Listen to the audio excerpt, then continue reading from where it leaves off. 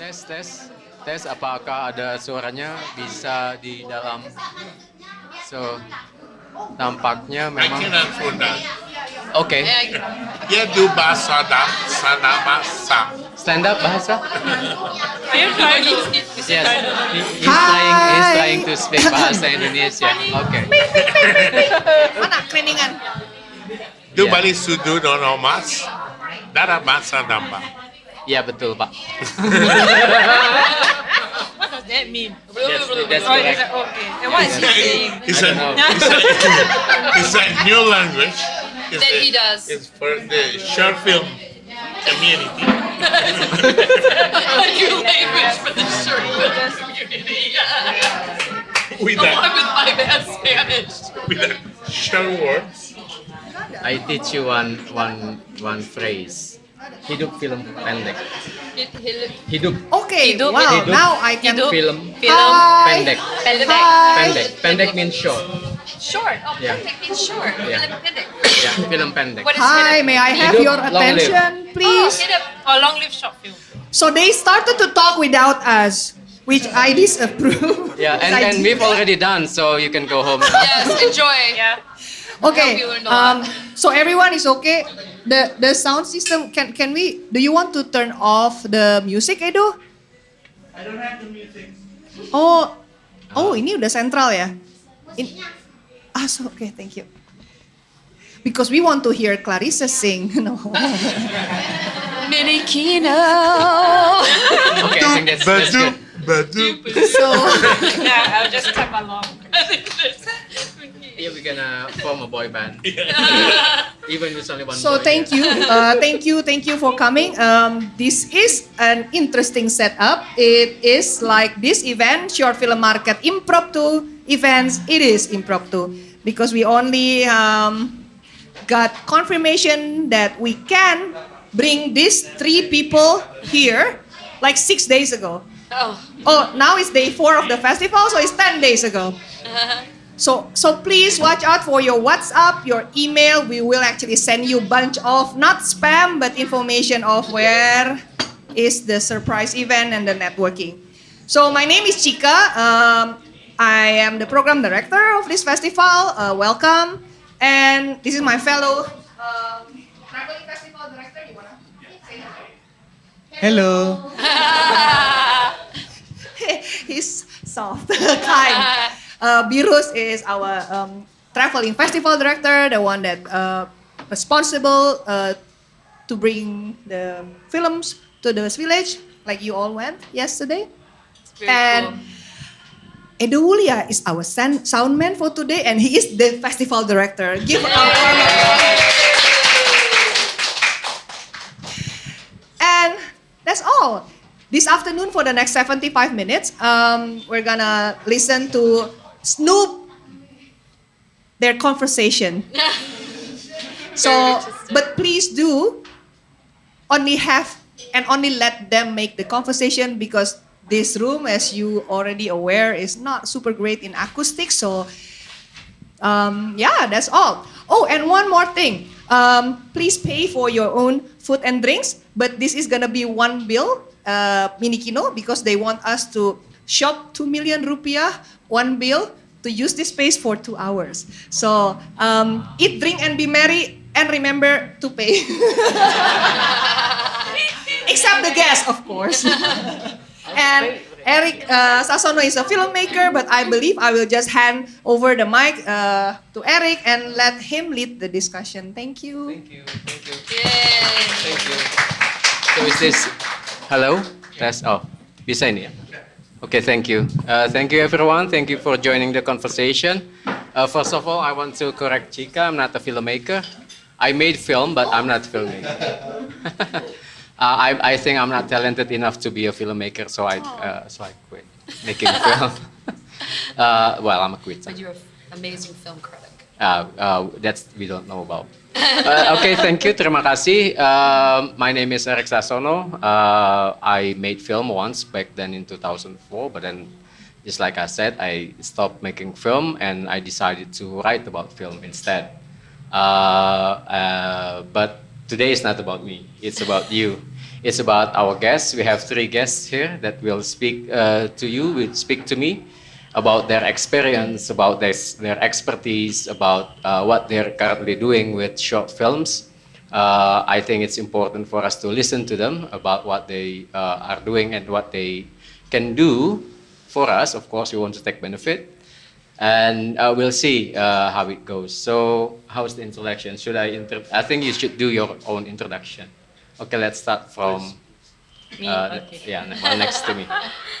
Hi everyone. Good afternoon. So nice to. I think I met some of you earlier today at the Filmmarket, the Impromptu Filmmarket. So nice to see you all again. My name is Puiyee. I'm from Objectifs. I work at. Objectives is a non-profit organization that does photography and film programs. So I handle the film programs over there.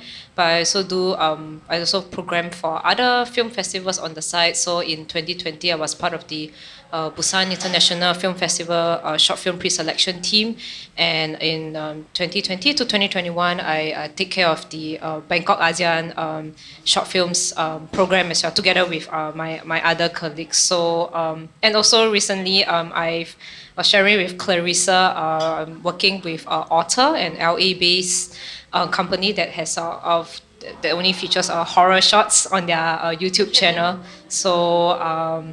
I'm not a fan of horror, to be honest, but yeah, this pushes me out of my comfort zone. So, do many other film-related programs. So, hope to share my experiences with you. I hope that, if you have any questions or whatnot, yeah, happy to answer them as well.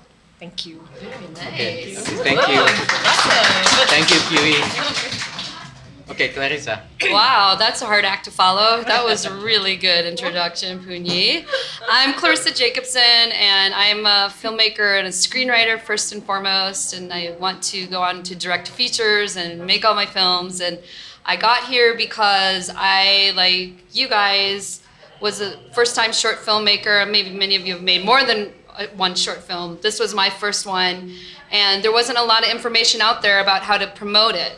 What to do with it once you get it back, once you're out there ready to go on the film festival circuit. So I wrote the book to share everything that I learned, which did work. It was a lot of hard work to get your film out there, but that's why I wrote the book. I made a short film, WTF Do I Do With It? And the title in Indonesian, Eric, please help me with this. Ya, aku bikin film pendek. Sekarang aku harus ngapain, Cuk? Yeah. So I'm happy to be here, you guys. This is an awesome festival. Yeah. Thank you, Clarissa and Jaime. If you want to speak in Bahasa Indonesia, you You are welcome to do so. Di Buja Sadu Tebak. What's that? Sorry, no. Good afternoon. I am Jaime Manrique from Bogota Short Film Festival in Colombia. I am the director and the founder of the festival. And I have been working with short films 20 years, trying to connect the filmmakers not only in Colombia, in Latin America, with filmmakers in the world and the possibilities of co-production. The festival is really not only experience like a festival, it's also a film market, and we have different stage to promote the short films. And it's not only a festival because, the festival is a qualificator for the Oscar and for the Goya prizes. But it's not only a festival because it's a movement about trying to build a culture for the short films. Because we hope the short films could be more smart audience. Because the people have the opportunity to search and learn about the different cultures with the shorts. And it's a movement for exhibition, but it's to a distribution company for Latin American short films. We are trying to find platforms and other ways to show the Latin American short films for all over the world. And I have another company for work with strategies for communication for feature films. And I put the Colombian feature films in connection with the audience, trying to design what happened with the possibilities of distribution and the marketing at these kind of connections. And I'm very happy to stay here and learning English. Please speak slow if you have questions. And it's a very good moment to stay here in Minikino because I love the opportunity to see Indonesian short films. And in the competition, I see very good short films. It's so wonderful to see and understand in all parts of the world the young people is trying to put your creations in connections with the world. Yeah. Thank you. Thank you, Jaime. Very good. Very good. Thank you, everyone. Thank you, three of you, for the introduction. So you know basically what their specialties are, and probably you already have things in your mind, question that you're gonna ask them. But before you do, probably I will ask them to explore more about what they are doing, what they have done, and other possibilities that might also interest you. Probably I will start with Clarissa and the book. To make it easier for Clarissa, I think you should just read the book. But then not everyone would have a chance to read it now. And I'd like Clarissa to give a highlight of a teaser of a book, so you will buy it from Minikino.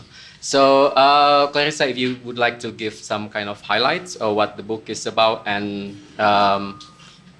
why did you Why make did I do book? this? Yeah. Well, originally I did not want to write a book because writing a book is really hard work. But the director of my short film said to me, "You should write a book." He kept telling me to write a book because I learned so much. And I finally decided to do it because every week I would have so many filmmakers asking me how I got my film out there. And I would spend hours every week trying to explain what was going on. It was taking so much time, and I could not cover everything. Because after I wrote the book, I realized there's so much to cover, and I realized how much I learned. What drove me to do it is because when I made my short, there was really nothing out there in any language. There was 2 books I remember, and I read both of them, and one was like 10 or 15 years old. So things have changed a lot since then. There's film, you can submit your film through Film Freeway, and back then you had to send in this DVD, and it was very difficult. And then the other book really only dealt with feature films, and feature films are so different the way you market them than shorts. For example, a lot of people have a lot of stress about where their film premieres as a short film, and I will go on record as saying I don't think it matters. I did not have, Sundance did not screen my film as my premiere, and I did not have a terrific premiere. My film still did amazing, and it did better than a lot of films that got in Sundance, and that had to do with promoting. And the way that I learned was I had such a passion to get it seen.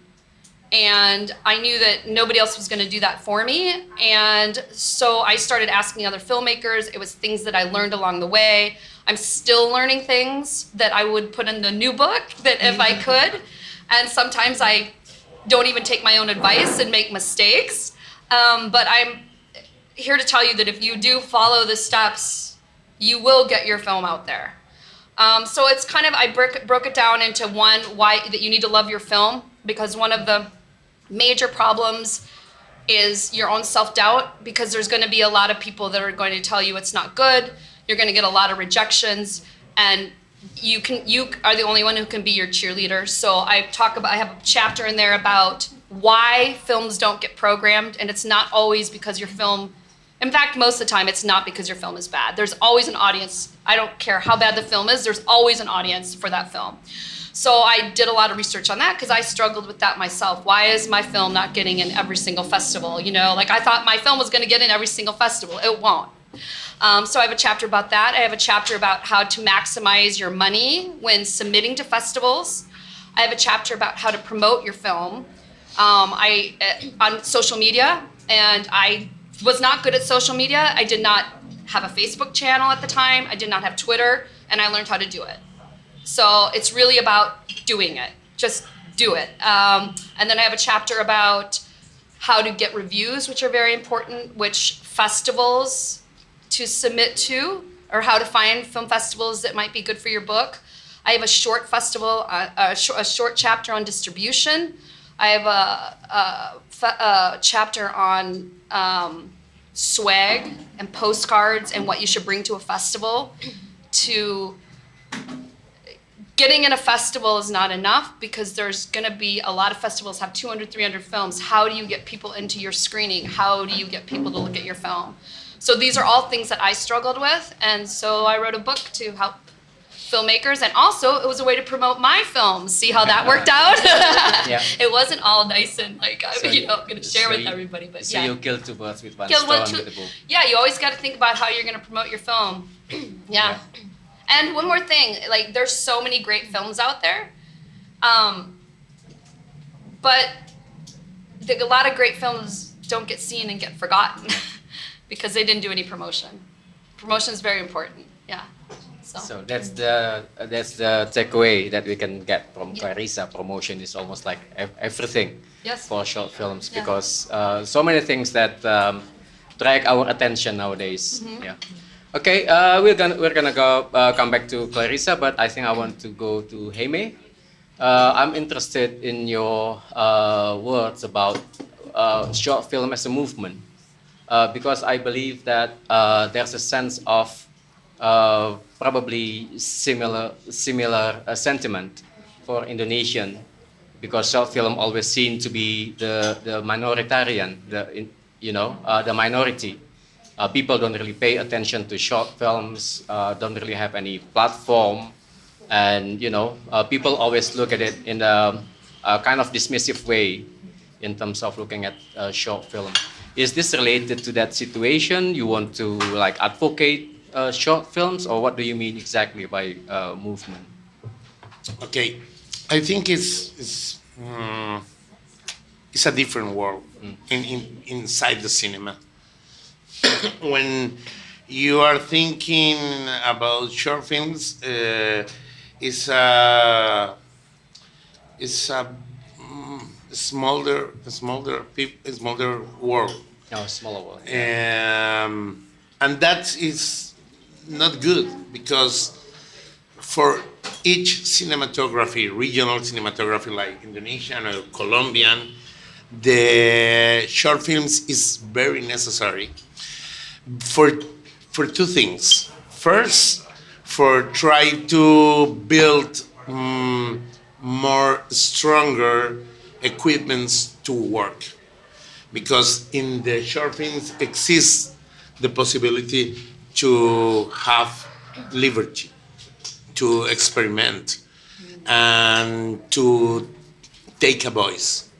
When the people works in a feature films, is too much money, and the money is rules, and the rules could be not good for your creativity development. So you're saying that in making short films, filmmakers have more independence in artistic independence? Yes, absolutely. Okay. And that independence, it's the possibility to find your own voice. Yeah. Because when you work with the industry, this possibility is reduces. And for the history of the film, the short film was very, very important in the birth of authors, in the birth of really directors, because that was the moment of your liberty. It's necessary to remember that the cinema Birds Like a Shorts. The first films is shorts. Short films, yeah. In fact, shorts are the mother of all the cinema. Yes. Short is the most important in the process. Yes, and now short films also returns in a massive way with TikTok, I think. Yeah. Yeah. Okay, we're gonna come back to that, to the how independent, how filmmakers can get the artistic independence in making short films. How important it is. I want to get to Puiyee. How important it is the filmmakers' independence in terms of you as someone who runs a space, who runs a label. I think Objective also sell DVDs, right? We no longer do, You but no we longer, used to. But I bought some DVDs from you back then. But yeah, how do you see how important it is in the filmmakers' independence for you to do kind of selection or to really make it really distinctive in terms of voice? Yeah. So when you say independence, meaning like The artistic independence. Okay. Yeah, I think for us, because there's so many like films out there, right? Like, and also, I think films can be so subjective too, like not everybody needs to like your film. Some people like it, some people hate it. But I think for us, what we are always looking out for is also just the sincerity and the voice of the filmmaker. I think like in terms of story, when you think about like, I don't know if there's any really original stories that are told anymore. I mean, in terms of like stories about family, about life, social issues, we've seen so many, it's, this topic has been told many, many times, but what makes it special is, I think, the filmmaker's own personal take, their own kind of like perspective of it. I think that is what stands out for us. And at our space at Objectives, even though we don't really have like a film screening, a regular film screening program, as compared to like a film festival or other like film screening spaces in Singapore. But I think for us, we feel that a film festival or like screening of film is not the only way to share there's so many wonderful films around. For what we do is we always also recommend films to other spaces. We also in 2020 we started the Objectives Film Library, which is an online educational research resource focusing on Southeast Asian short films, because we've always wanted to do this, because when we noticed that when people talk about films and all, a lot of them actually don't know what Southeast Asian film is, or like, oh, you mean Asia? Or you mean like Japan, Koreans? Like no, like Southeast, like Thailand, Indonesia, Philippines, and also also over the years, people always ask us like, where can I watch films from, like Singapore, or I've seen this film at a festival but I cannot find it anymore. So we started this online research resource to just like catalog all these short films, to really just be for, it's not to make money. I mean, we all know like it's almost so tough to make money out of short films. That the good old days are gone, where broadcasters pay a premium for your short films. But we just see it as something important that we want to catalog, and hopefully come up with like educational resource kit to promote the films from the library. We share it with institutions, because we also strongly believe in education. Like we really believe that to even be exposed to the kind of stories just from your own country, the kind of films your own fellow citizens are making, is all through education. So we hope to share that and impart that. Yeah. Wow. We're gonna come into money, of course. One thing that we need to discuss, especially for short films. Not so much money in short films, and I think I have to ask this question to three of you.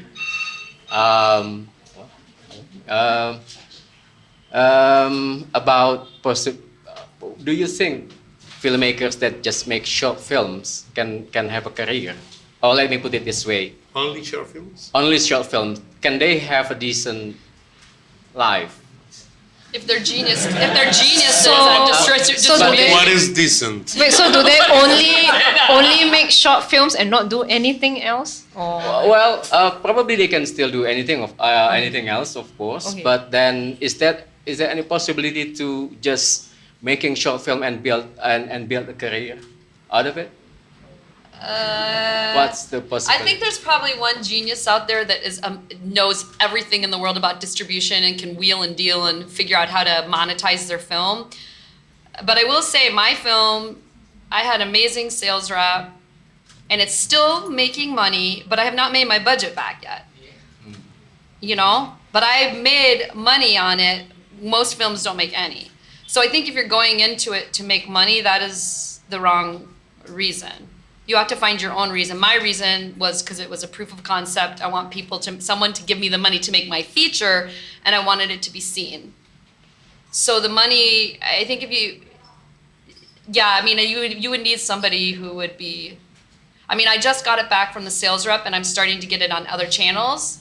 And I do think in a few years, you have to be in it for the long haul. First of all, your distributor's not going to pay you after a month. A lot of them pay quarterly or twice a year or once a year. I know of a distributor that pays once every 2 years. So, yeah, I think I'm sure there's a genius out there that can figure out how to monetize YouTube and all that kind of stuff. But if you're not that genius like I'm not, I wouldn't suggest becoming a career short film maker to make money. I do suggest it to be creative and to kickstart your career, but Yeah, probably some of you can also contribute to this discussion later. So it's like a kick off for your career, but then do you think that making short film is a stepping stone to make a feature film? I do. Not always. yeah. Okay. Yes. No, because the short films is in fact the objective, the aim. In sometimes, yes, is not only to find a way to make a feature film. But about the other questions, is about the trying to live in with the short films. For me, the reality is not for living. It's not for money. Yeah. Is maybe it's one moment or one necesidad. Necessity. Necessity. It's a necessity in the life of the director or of a team, because when you try to think in the short film in this moment in the reality, it's not possible make money with that. Maybe only 5% of all short films in the world is making money. But it's more important than that. It's the possibility to start a career and the possibility, sorry if I repeat too much that, but it's very important to have liberty in the rest of your career, in a television company, in a production company, where when you have producers with money put in your next films, you don't have the liberty. And it's the special moment for the creation. And that is more important than money. I agree. Yeah. Okay. Yeah, I think that's a brilliant answer.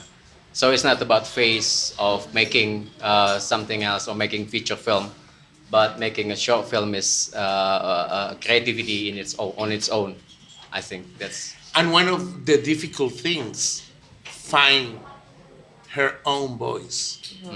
Because the people have to fear to try to say something, because it's thinking about that what I'm saying is important for the world.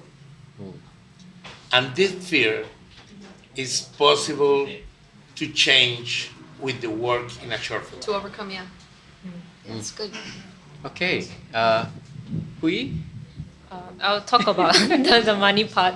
too. Actually, yeah, I think I do feel that if you want to make money, like then being like making short films, sorry, not the path for you. But it's something that I also I've been thinking about, like why is it so hard, and why can't one be sustainable as a filmmaker, be it whether you make shorts, feature or whatnot. So I think I don't think that this is only problem in Singapore, but I think it's everywhere else in the world, because in terms of like we are actually, I mean, the filmmakers, they're doing like creative work. You're putting your heart and soul into it. You want as many people to watch, but then in terms, why is it not compensated, or why is it not sustained? I don't have any answers, and I'm also, it's something that I've also been thinking about. What can we do to make this ecosystem sustainable, and for just like the people to appreciate this, you as a creative person and the art form,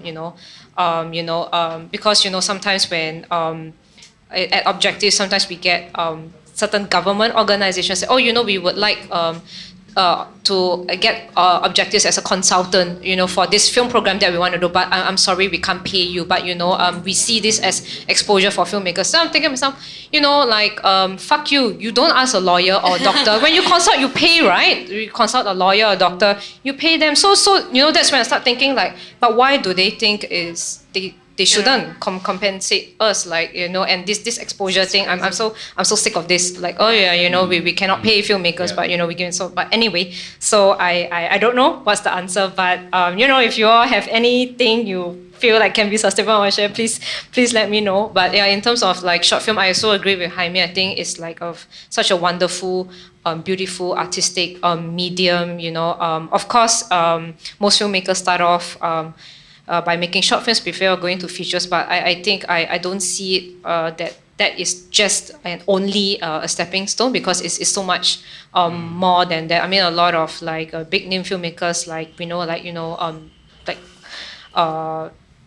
can't think of, like David Lynch or Martin Scorsese. I think so. They go back to making short films. Richard Linklater made shorts before he started. Most filmmakers because you can play around with it. It's so different from feature, because with feature it's just a different thing. You got to think about the money, the budgets. It's just like a totally much thing. much bigger thing. But with short films, you can still go crazy, play around with the idea and all. But Yeah, I think it's really the space for us to explore the creativity and our. Just like Jaime said several times, it's about the creative independence for a filmmaker to explore. So I think we can stick with that. Even though, Sorry, sir, I was sitting here with my friend Jasper, and we overheard your conversation. May we? Yes, May? yes, please. Yes, please, Jasper. I'm speaking to my role, the concept of snooping your conversation. Yeah, no, sorry to step in. It's to answer your question, Eric, whether it can be sustainable to produce documentary. So I come from a background of producing documentaries for many years. We produce an increasing amount of short documentaries, and we're able to do it sustainable. So there are ways of doing this. We see an increasing number of publishers, newspapers moving into the digital space, looking for short doc content. If you're smart and you're able to cut out good deals, people like The Guardian in England, the VD in Norway, Aftenposten in Sweden, soon Politiken in Denmark, the Washington Post, the LA Times, the New Yorker, New York Times, Updocs, which I represent, all pay for short doc content.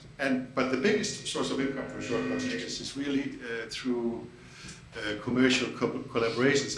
And I know what you would say, Jaime, that it doesn't allow you the liberty. But then again, if you're sort of in documentary, not as much for the art as to sort of change the world, if that is sort of your point of attack, there are a lot of good ways in which you can make this highly financially sustainable. I mean, in my company, the most profitable film we did was a short film.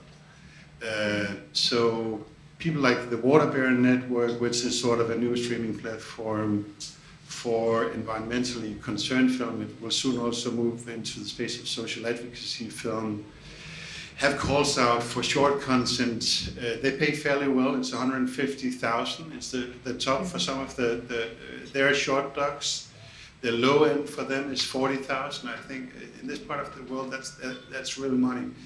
But you see other people than that are moving into that space. So I think there are opportunities if you know producers who know that market and you're sort of willing to strategize. And also, of course, if you're willing to go where the market leads you, which means that a good idea might not be a good idea all the time. I mean, at a certain time there will be increasing demand for a certain kind of film. We see a lot of companies now that are willing to put money into film, dealing with sustainability, changing processes, and that doesn't mean that they're not taking any creative control, which is interesting. That's new. They're basically signing off on film, even sort of anti-capitalist film, weirdly enough, in this space. So there are opportunities for creative. Is it only documentaries. documentaries? This is my I'm question. only speaking about documentaries. Documentaries, yeah. This is what I know about. Yeah.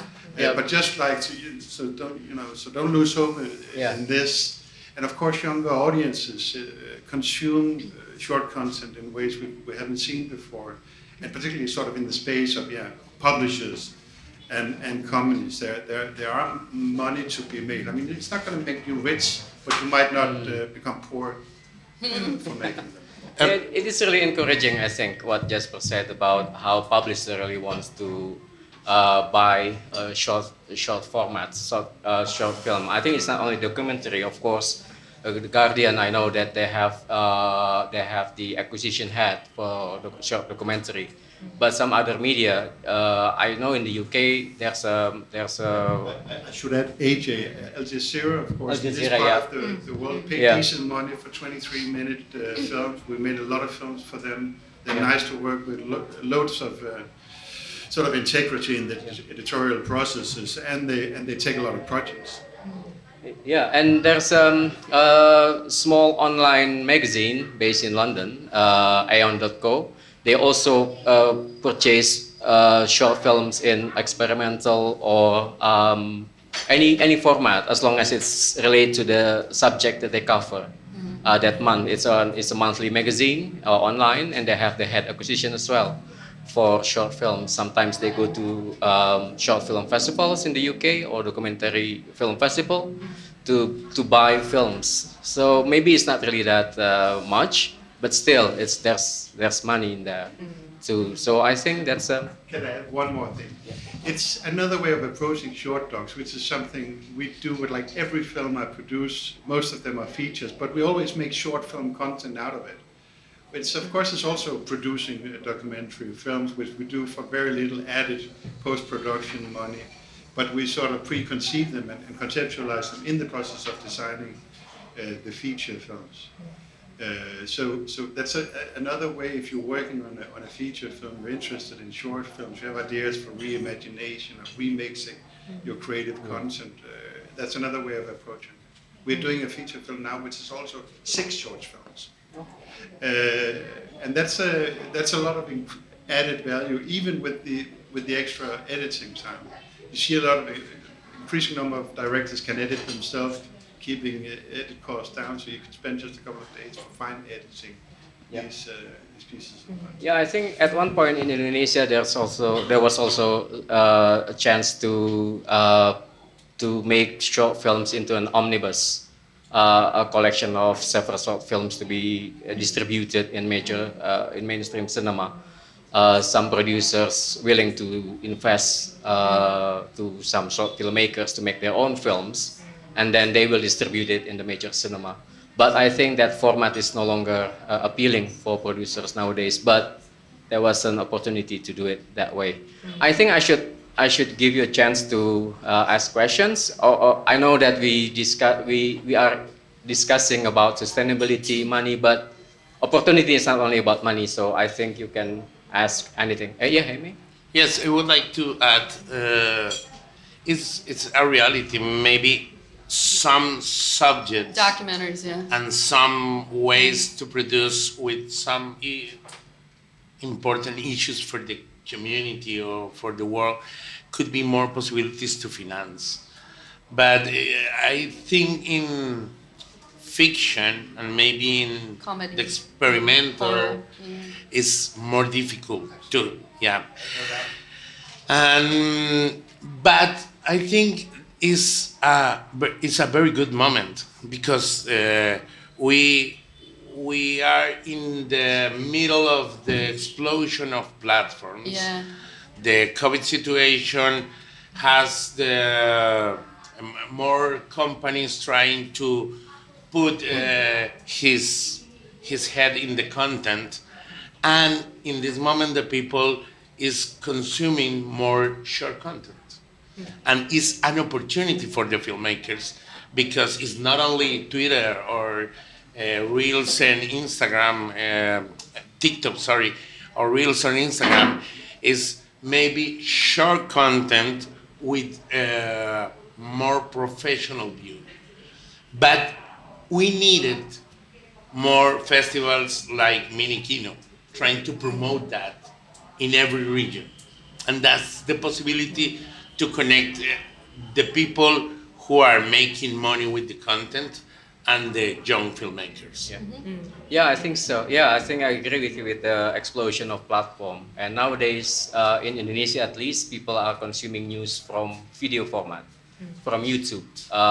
The most, the highest consumption of news in Indonesia is on video format. So it's not text anymore. It's not audio anymore. It's audio visual. So you can find any news outlets have their own YouTube channel because they want that market especially. So yeah, it's an explosion for us, but at the same time also A lot of competition and how to get the undervalues the attention. film. Yeah, That's the problem. It undervalues. The upside is there's so many distributors. So my film has been on like 20 or 30 channels. And then you split some of that with your sales reps, so then you don't. But you've got the upside of getting seen and having the opportunity, and the downside that the market is just glutted with so many films that it brings your value of the films down. Yeah. Okay, I think Yeah. if you have any questions, please, anyone, if you'd like to ask in Bahasa Indonesia, that's fine. Hopefully I can translate it for you. Bisa ditanyakan dalam bahasa Indonesia, nanti kita bantu. Ya, Minikino akan bantu ke translate. It was so quiet. Okay. Was a bad conversation. What happened? Maybe it's a bit too intense. Too intense. Bisa tanya juga dalam bahasa batin. I will say I do believe you can make your money back from your film. You just have to hang in there, and it depends on your budget. So, you know, I know people that have made $100,000 off their short film, but that was over 10 years. So you hang in there, get some distributors, and you probably will make your money back. One thing I'd probably like to ask you is about how you see Indonesian short films in terms of getting the international attention and recognition. Because on one side, we know that we want to maintain that artistic liberty, artistic independence.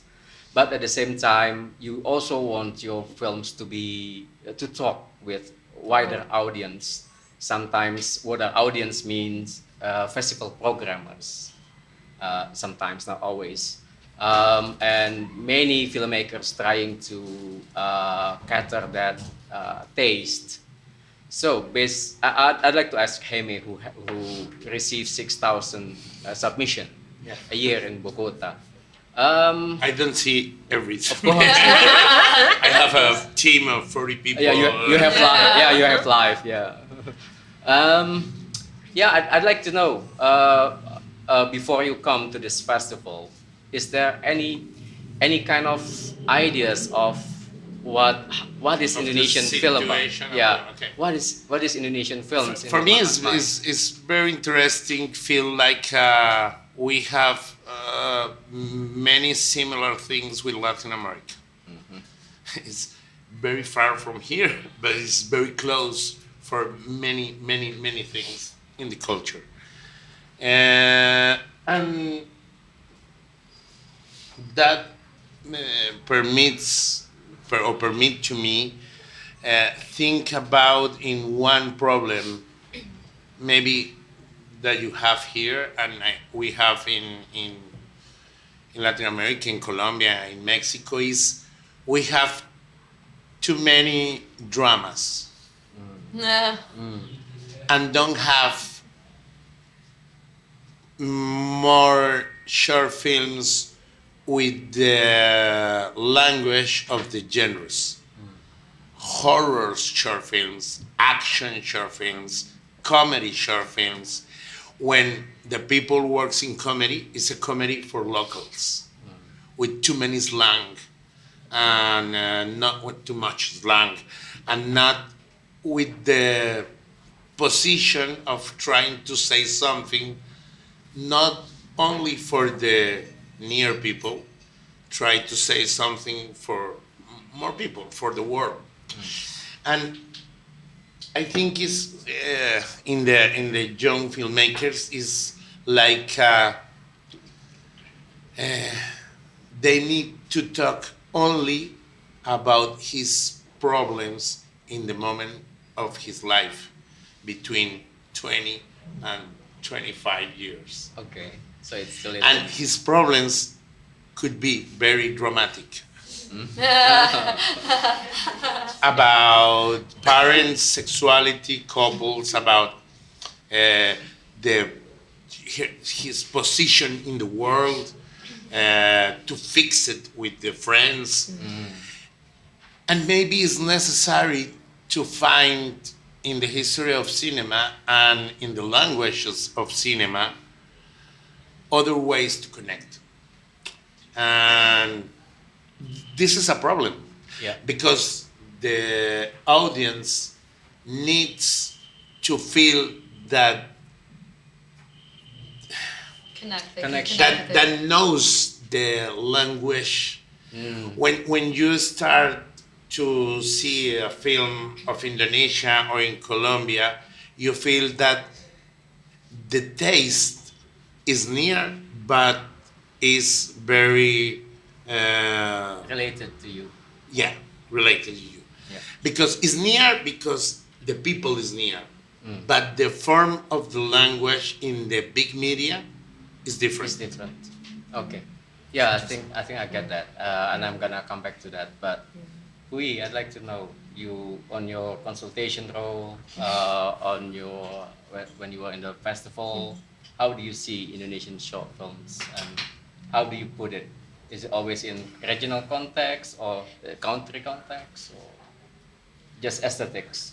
I find that this is a hard question to answer because I don't, to be honest, I don't know if I've seen enough Indonesian short films also to really kind of like say something. But I think I can just speak from my experience of watching. I mean, I used to work at the Singapore International Film Festival where I oversee the Southeast Asian short film competition program. So I was there for 6 years. We do get a lot of short films from Indonesia. I think it's one of the top countries that submit the most, together with the Philippines. But yeah, one thing that I noticed was that it always has like a mix of, there's always some family drama, like but also films that talk about like sometimes the social, political situation. So a lot of films that I think based on what I remembered and watched was still more on like the drama side. But then there were certain titles that, you know, like a bit more experimental and offbeat. Like I think I might not understand. Actually, because I think it's like every country's, the culture, the nuances are so different. Like I might not get it or I might not understand. So I remember that there were some years when we programmed some films. I remember like maybe one or two Indonesian filmmakers, they will come up to me and say, Puiyee, why do you program this? You know, like this is really not a good film. It's not a good representation of what's happening. But so, you know, for me, I'm learning as well, right? Because I'm just, my first point of contact is, you know, film whatever the filmmaker is trying to say. And, you know, in terms of like the deeper issues, like I will not be privy to it because I don't live in Indonesia. So, you know, then I think this is like actually a very nice way. Then we have a conversation, you know, they will explain, yeah, you know, like there are actually more interesting, better films out there than these that you've selected. And so, you know, for me, I learn as well. So, I think that's something that's always very fascinating to me as a programmer, because it's through films I get to understand about everybody's, like, the culture, like even the family tension and drama is different. But also, sometimes I do ask myself, like, why do I like this film? Why do I feel it this way? Is it also something that is a representation of whatever is happening? If I chose this film, what does it mean? What does it say? So actually, I'm not sure if I'm answering your question, but just sharing. Yeah. Okay. Maybe Jasper, you have any previous experience with Indonesian films or any preconception? No, I co-developed the act of killing as a commissioning editor, but that's and the sequel. But that's about my experience with Indonesian. And these are not Indonesian films. Yeah, it's not totally Indonesian. Yeah. I think not only in films, in the ecosystem for the short films, and between Colombia and Indonesia, I feel this is maybe many things are the same with the film festivals, like Minikino.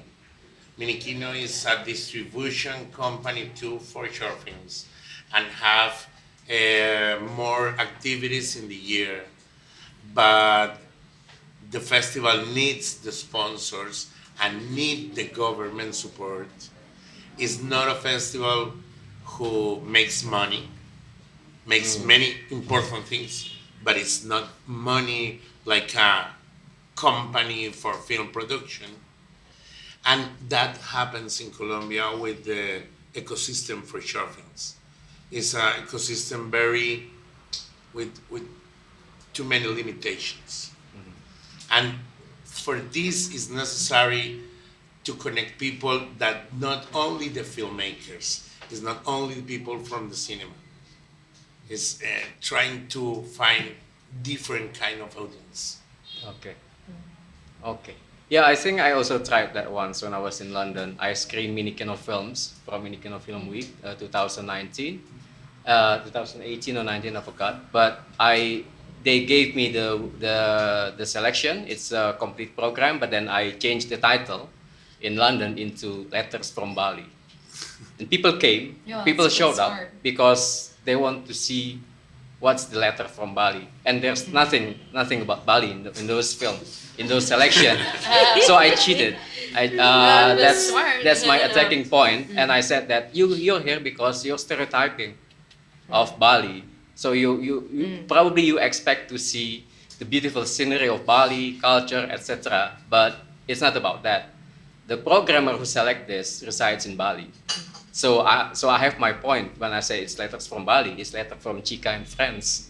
But then it's not exoticizing, but what do you call it? To make it Bali something exotic to see by people in the metropolitan in London. But then we had a very interesting discussion afterwards because at the time I programmed that, and we have someone from global tourism who's doing global tourism in her PhD.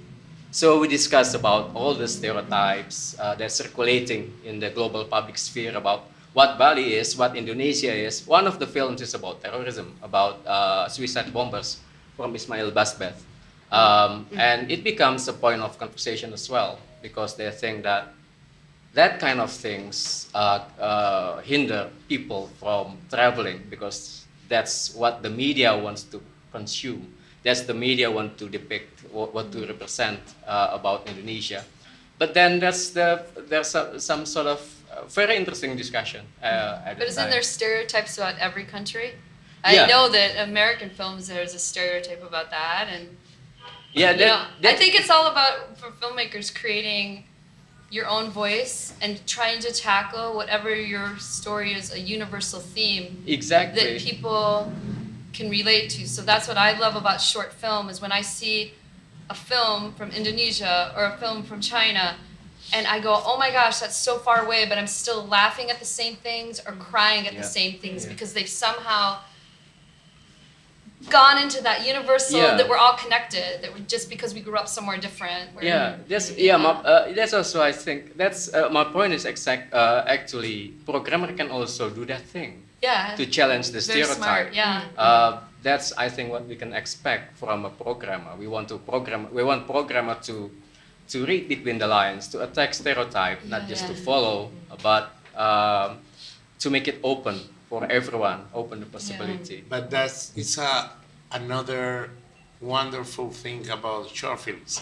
In the feature films, you have more stereotypes. Yes. Yeah. In the short films, you don't have that type of stereotypes, and I feel it with the Colombian cinema. More Colombian cinema talk about narcos, cocaine. Right. You're so exhausting. But if you see the short films don't talk about that Right. because the other thing is the commercial thing.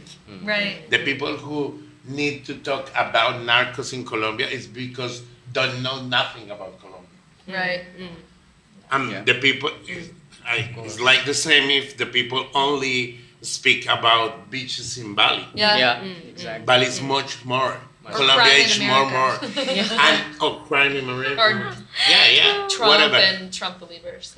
Yeah. Because the voices in the short films is young voices. It's not commercial voices.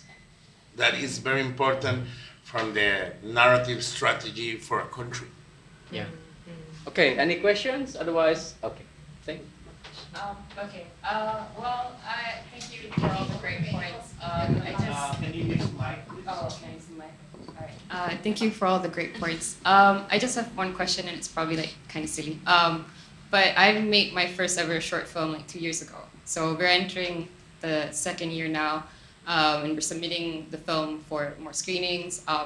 Yeah, I'm just wondering, is there like an expiry date as to like how long your short film? I mean, like, is there a time where you can stop, where you No. should stop submitting? No. No. Okay. Right. Sorry, I don't understand. I mean, there are film festivals that will only take it when it's 1 year old.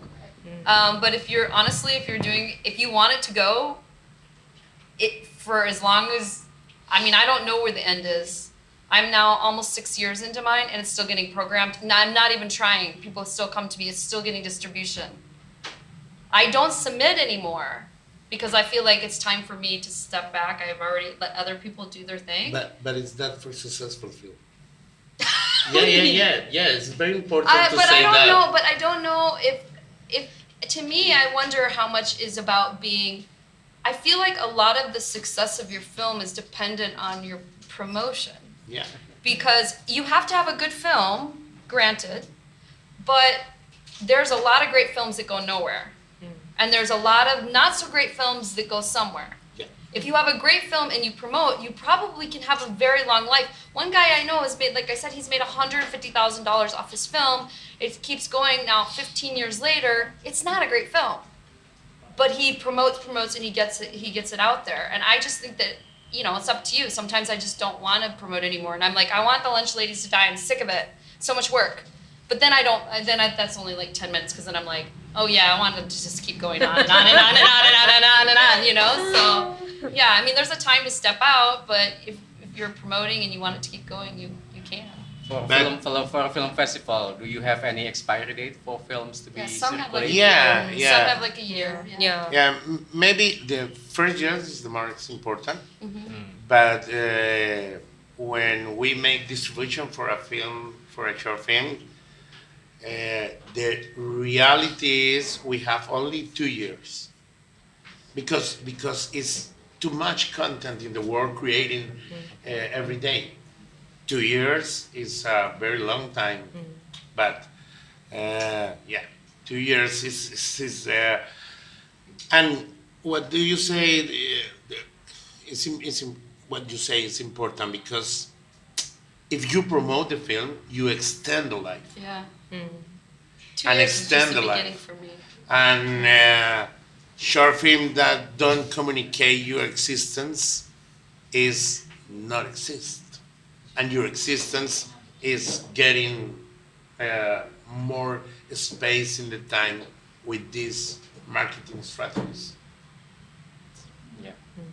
And I would like to say another thing about that is trying to don't have many expectations about your short film, but trying to work like if this was your last thing in the world. Yeah, that's good. Like Not the last thing you were ever gonna make. things in the world. Thing in the world. It's not too much expectation, but work trying to put your life in that. Yeah, a lot of people give up and then they want to make which is fine, depends on what you want, but you know, so I do see all the time people will be like on the circuit for 1 year and then they're like, make another film, make another film, make another film. But they might have a different reason, but I mean, I've gotten a lot of mileage out of mine for 5 years and I've just made another short, but yeah, I like that idea. That's how how I treated it. It was like my baby and I wanted it out in the world, so I treated it that way. because we need to work too much in the resistance to the frustration. Yep, that's it. You get Because frustrated, you want to move on. Everything in the world of shorts is many frustration, but it's good because it's the good. beginning to the real life. At the beginning to the real life, you need too much frustration. And you overcome the frustration. And then you get frustrated again. Now it turns out Never-ending cycle. to be a TED Talk now.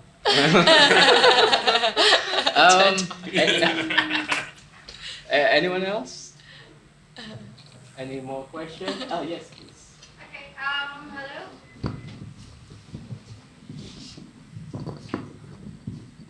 Yeah, thank you. My name is Nani. I work for one of Indonesian film production company. When it comes to creating a movie, short films, or full-length films and anything else, I think what's the most important is how to make it sustainable, how to make it continue making movie and passing our message to the world.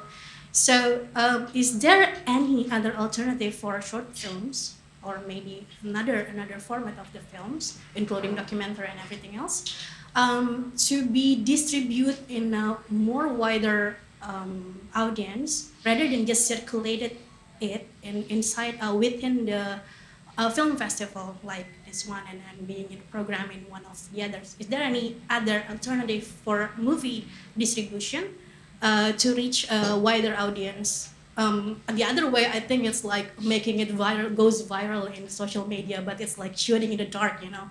Is there any more tangible kind of movie distribution, alternative one that may be proven to be success or anything else? I just actually discovered this film festival. I hope it's understandable the way I Yeah, I think Clarissa would Yeah, like to I share. actually just discovered this because I had a sales rep, an amazing sales rep called What Media out of Canada, and they handled the film for 4 years and got it in the most amazing places. And then I got it back this year. And I could have just said, okay, done. But I, of course, want my film to keep going. And I heard about a website called Film Hub, and it's pretty amazing. And it takes a lot because you have to get, go through the the QC part, where you have to send them the film, the pictures. It's a big thing. But once you do all that, then they just send it to all these distributors. And I've already got now, since putting it on there, 8 more distributors, maybe 7 or 8 more distributors that are now putting the film out, including Mercado Libre, which is now they're opening a new streaming channel in all of Latin America, Brazil Box, Zumo. They're just distributors you would never know, and all you have to do is load your film. So someone had told me about that. So if I was to write the book again, I'd be like, if you get your film back from your sales rep, which I loved having a sales rep, put it up on Film Hub. Get a lot of distributors that way. Yeah, I think that's It's pretty amazing. Yeah. And Jesper also mentioned about possibility of If you're a documentary filmmaker, talk to especially for Jasper because he knows documentary. what he's talking about. Come see me if you need advice. Yeah. But I would say, I mean, we were talking about this. I mean, there are alternatives to Film Hub, and most of them are non-exclusive. I'm talking to sales agents now that use multiple channels, or aggregators like Film Hub.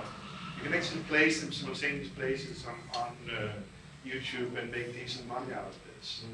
I was telling you that one of the sales agents I was. Sorry.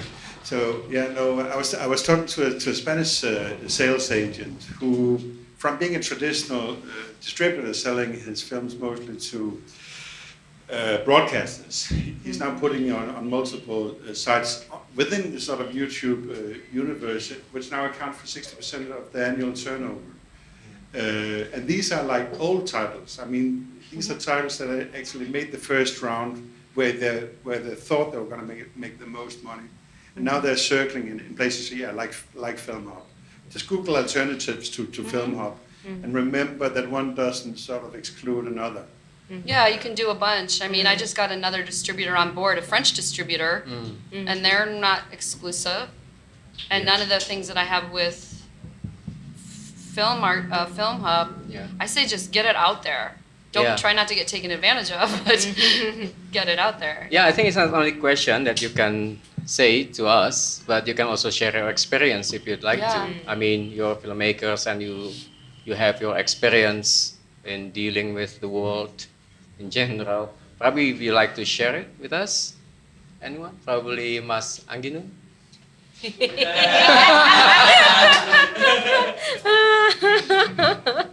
Oh gitu. Ya, oke. Ya. Angginu. Yes, Anggi. Hi, Anggi. Hi. I'm a lazy filmmaker, so it's not a good example if you talking about the short film is, I think it's always mysterious because people talking about how difficult is making short film, but still short film is, we have like maybe 1 million short film every years.